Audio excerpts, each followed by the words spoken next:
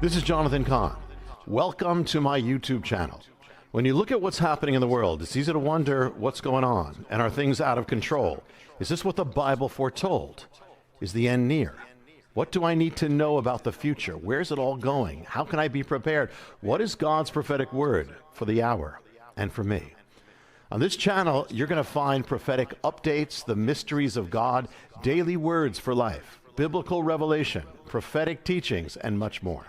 I pray it's going to be a great blessing to you in the days ahead. So be sure to hit the subscribe button and tap the bell icon so you're notified every time there's a new video that's posted. Leave a comment as to how God is blessing you. And don't forget to share these videos with friends who need to hear them. Thanks again, and God bless you. Shalom. There are days when heaven speaks not in thunder, but in whispers so sharp they cut through the noise of this world. Today, June 22, 2025, is such a day set apart.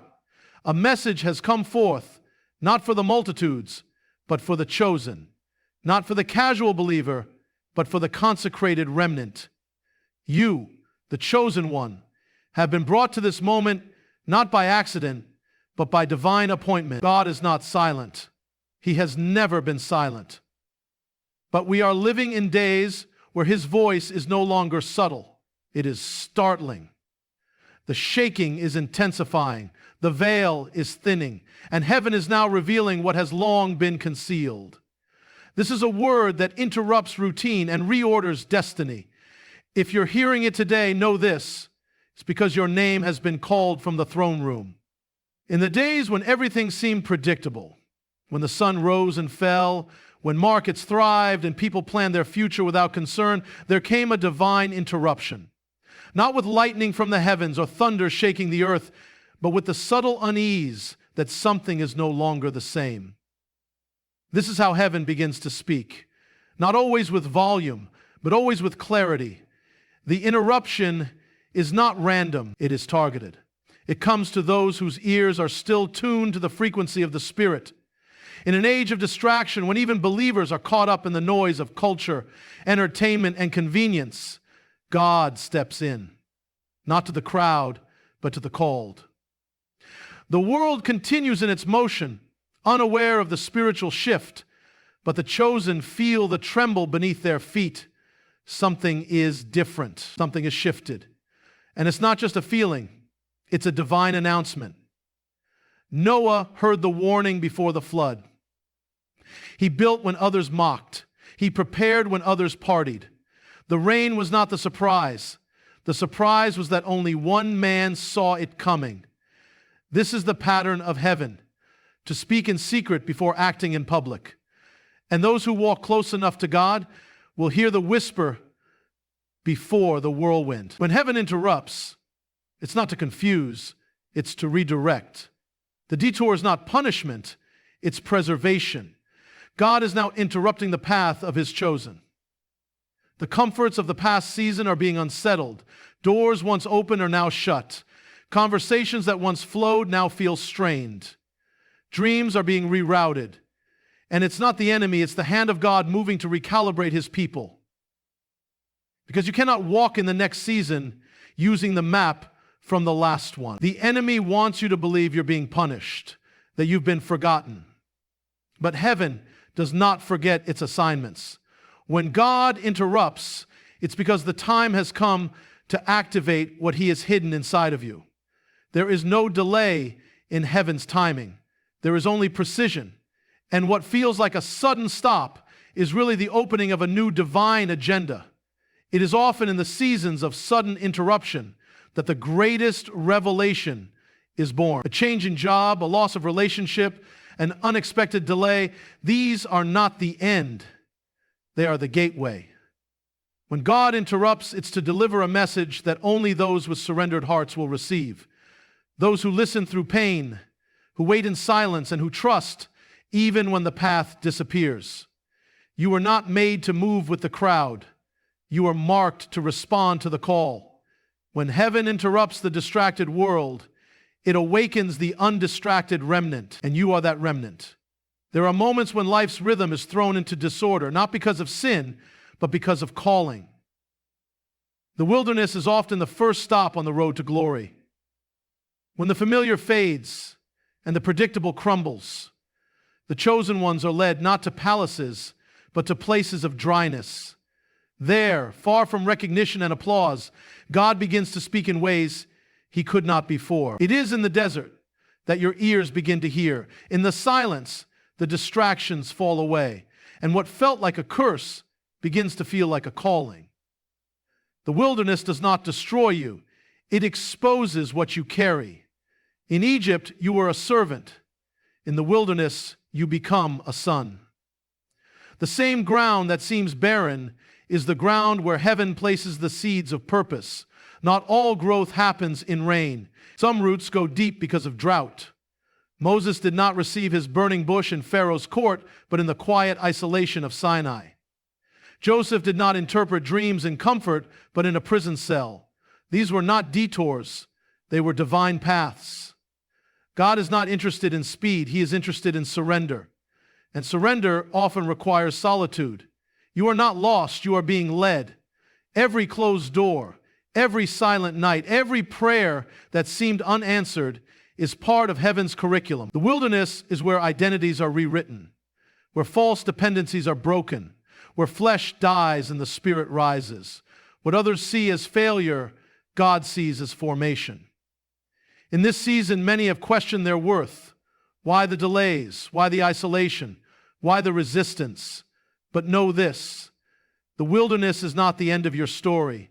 It is the forge in which destiny is shaped. The quiet path is not the forgotten one. It is the path of the chosen. Those who emerge from it don't just carry messages, they carry movements. The world is trembling, and few understand why. Foundations are cracking, nations are groaning. People are searching for answers in systems that can no longer sustain them. But for those who walk with God, the shaking is not a surprise, it is a sign. It is not meant to break the chosen, but to awaken them. What looks like chaos to the world is often the instrument heaven uses to reveal what was hidden. There is a principle woven into all of God's dealings with his people. Shaking comes before revealing. When the earth quakes, it is not only judgment, it is revelation. When the temple veil was torn, it signified that access had changed, that a new order had come. When Paul and Silas worshiped in prison, the shaking of the foundations was the prelude to freedom. In every era, shaking separates. It removes the artificial and reveals the authentic. The chosen ones are not exempt from the shaking. They are refined by it. While others see instability, the faithful see alignment. Everything that can be shaken is being shaken, not to destroy what God has built, but to remove what man has constructed without him. It is painful, yes, but it is also purposeful. The tremors you feel are not signs of your failure. They are signs of your formation. Heaven is not against you. It is awakening you.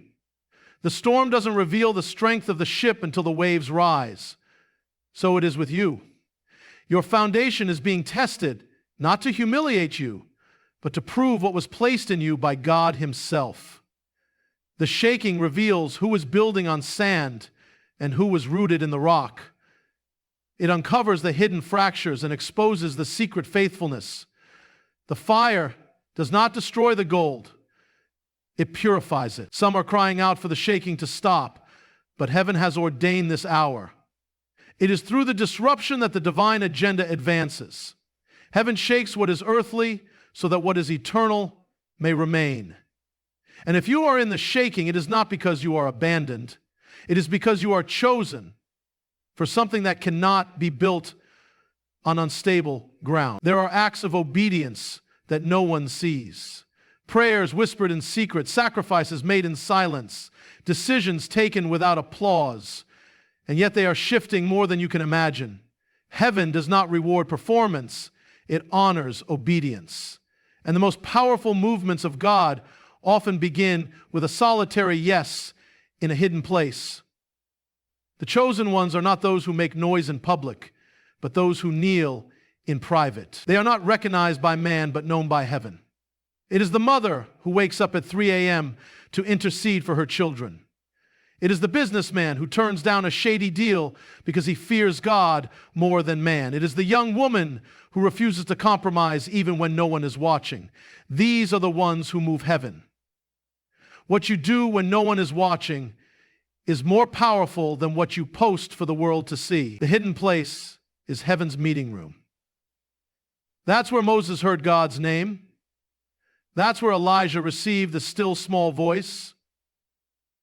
That's where the Messiah went day after day before the crowds ever saw his miracles.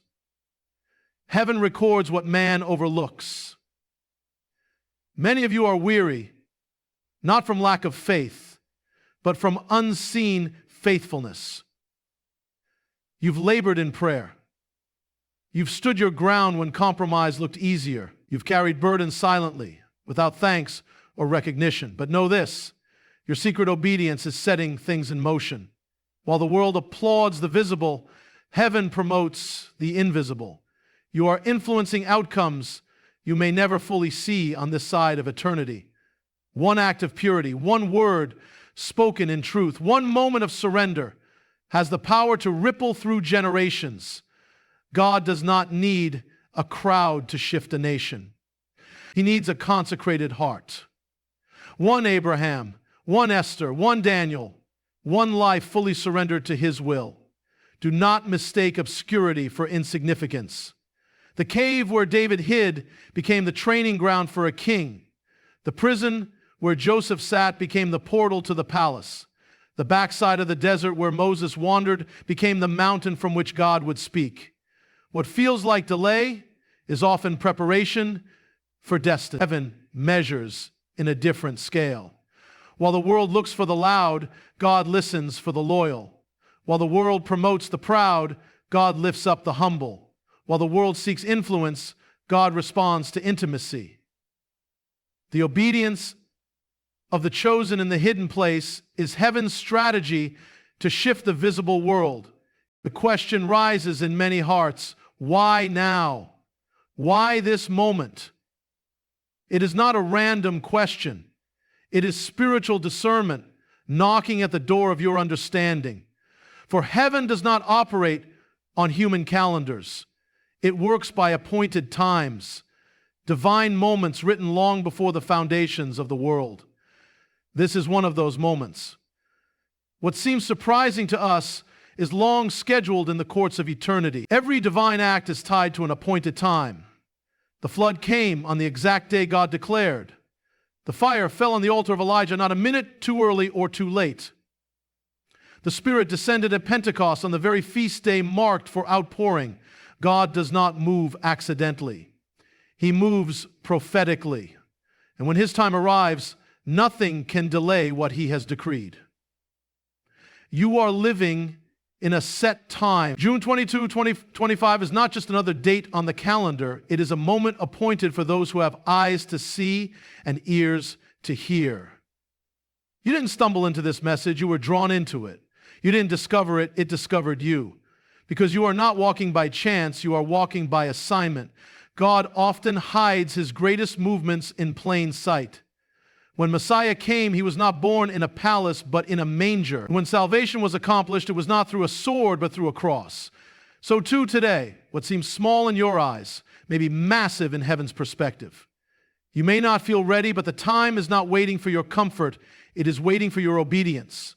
Some doors are opening now, not because you are the most talented or the most known, but because you are aligned. Timing is not about being prepared in the eyes of people. It's about being positioned in the eyes of God. The surprise of heaven is not that God is moving. It's that He is moving through those no one expected, through the ones overlooked, through the ones underestimated, through the ones hidden until now. There is a shift taking place in the spiritual realm. What was delayed is now being released. What was covered is now being unveiled. What was buried is now being called forth. You are not late. You are right on heaven's schedule. And this word has come not to confirm your comfort, but to awaken your calling. The hour is urgent. The harvest is ready. The time is now. You were not chosen to survive. You were chosen to rise. The call on your life is not to exist in fear, but to move in power, to build what was broken, to raise what was ruined, to speak what has been silenced.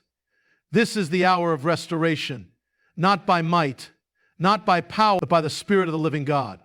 You are part of heaven's rebuilding crew. You are not just called, you are commissioned. When Nehemiah heard that the walls were down and the gates were burned, he didn't complain. He wept. He fasted. He prayed.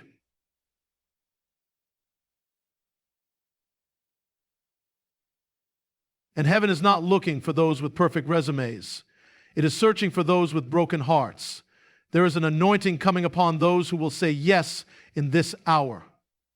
Not a loud yes, but a surrendered one. Not a convenient yes, but a consecrated one. You do not need all the answers. You do not need a title or a platform. What you need is a willing spirit and a holy fire. Because the time for silence is over. The time for retreat is gone. This is the time to return to the place of intimacy, to the altar of sacrifice, to the voice of the King. What you carry is needed, the voice within you, the oil upon you, the revelation burning in your bones. It was not given to you for entertainment.